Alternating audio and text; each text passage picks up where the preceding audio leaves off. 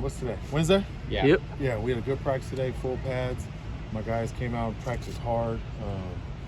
Just like I said, the competitive spirits are up. I love the way that they're competing each period, each drill.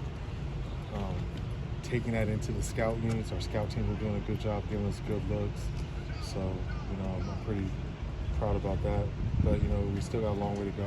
One more week before we really get into Hawaii. We've started a little bit, but, next week we'll really crank it up. So when is the official end of training camp? I would say Saturday. Okay. But don't post that because I don't want them to see. Okay. You know what I mean? Yeah. Start taking it easy. Exactly. That's the only thing. I just don't want them to see it. But Saturday. Okay. And is there going to be a scrimmage? Maybe. Is there a scrimmage that we can see? No. Okay. Okay. It'll be competitive. I'll get the juices going, but we won't be tackling to the ring. Yeah. Okay.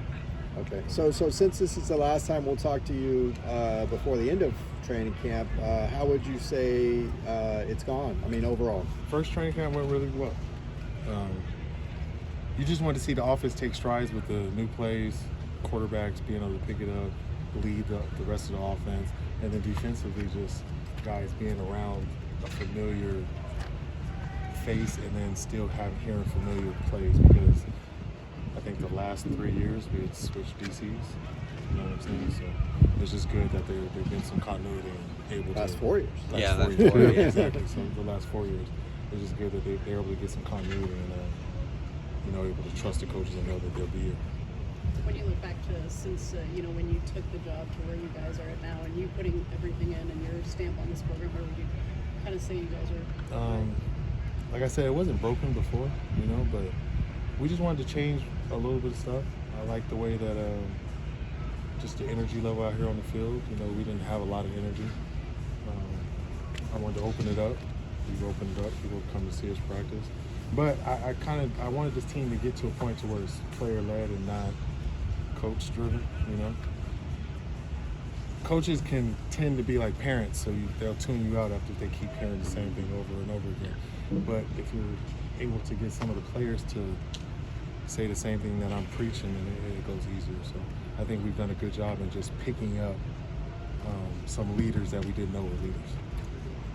You talked about being really curious about your team in an actual game scenario, and obviously you can't see that till you play some games. How much game management reps and stuff have you been able to do?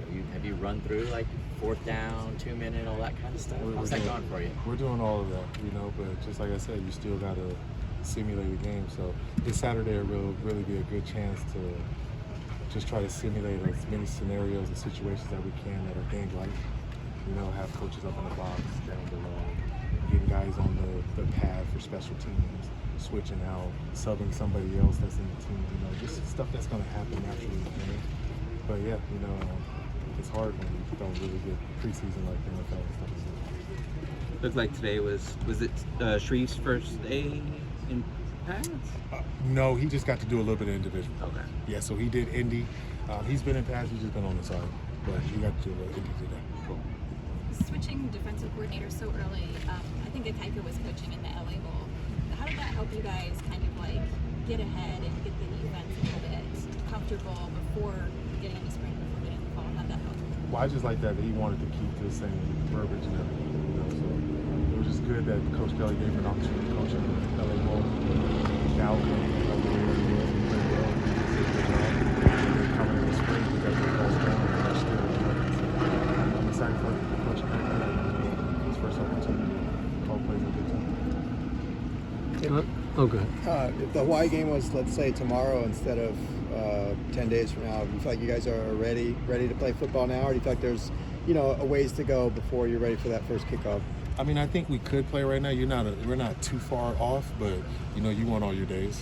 10 days is a lot of days, so you still want to. There's still a little bit of stuff we can implement. Probably a couple more plays. Coach EV, that brain has a million plays in it, so I know he has some stuff that he wants to get out. But I wouldn't. If we had to play today, I wouldn't shy away from it. And we saw Femi, I think, for the first time, at least for the early individual periods, with the defensive line group. Is that a sign that that transition's going maybe as well as you guys had hoped? Is there any significance to that? Yeah, just trying to get him to, we wanted him to work moves and stuff like that, so give him an opportunity to be with T-Dub and Akaika. But, he's a linebacker, and he's somebody that can do multiple things in our defense, and, we just want to train him and not just throw him in games to do it. Who are some of the player voices who have stepped up to kind of take that off of the coaches? Ethan's one of them, Josh Carlin, DeGiorgio, TJ, Rico Relief. I call him Rico Hines. That's my basketball friends, exactly. He's here. He's on campus, but he's Are you talking about Rico Flores? Yeah, Rico Flores. On defense, Jay's doing a good job. Femi, Kane, Carson Swessinger, Swift on the back end. So, it's something that for you to take that next step, every team that I've been on that was good, it was player-led. The coaches put us in good position, but we basically was, policing ourselves. That's when it's where it needs to be. So we're right on the cusp, and I'm excited to see how this first game goes and just how, there's going to be some ups and downs and just see how guys respond and react. Are you gonna Hawaii plays Saturday? Are you gonna watch that game as a team, maybe, or how are you gonna handle that? I'm not sure yet, but they all better be watching the game, But yeah, I won't have them all come in here, but I'm pretty sure all of them are watching it. I just hope that team made it out there. Did they make it to Hawaii?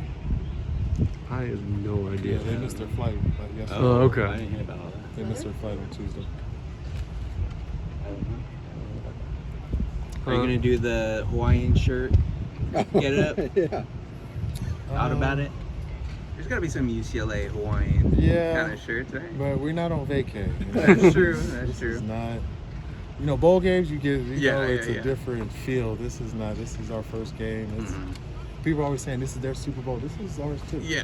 We want to get this started off on the right foot. And, I think our guys are. We have enough Hawaiians with connections to the island that they want to go back and win a game. So I'm excited. As far as players who redshirted last year, any of them getting closer to being significant contributors as far as if you need them for a couple of snaps here and there? Carter Shaw, Junior on offense. Isaiah Carson have a shot. Trying to think who all redshirted. AJ on the D line. Ty Lee or anybody like that. Ty Lee is working in there, but he'll probably be on all four special teams. So there's a role for all our guys. They're coming along, especially the young guys. They're coming along, but the future's bright for us.